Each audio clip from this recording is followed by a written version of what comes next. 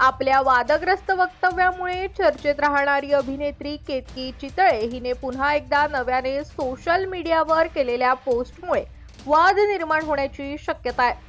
आपल्या नव्या पोस्टमध्ये केतकी चितळेने मराठा आरक्षण आंदोलक मनोज जरांगे पाटील यांच्यावर नाव न घेता टीका केली आहे।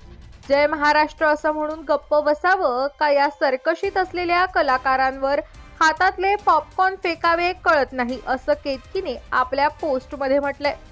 केतकी चितळे हिने सोशल मीडियावर केलेल्या पोस्टला मनोज जरांगे यांनी राज्याचे उपमुख्यमंत्री देवेंद्र फडणवीस यांच्यावर केलेल्या टीकेची किनार असल्याचं म्हटलं जात आहे।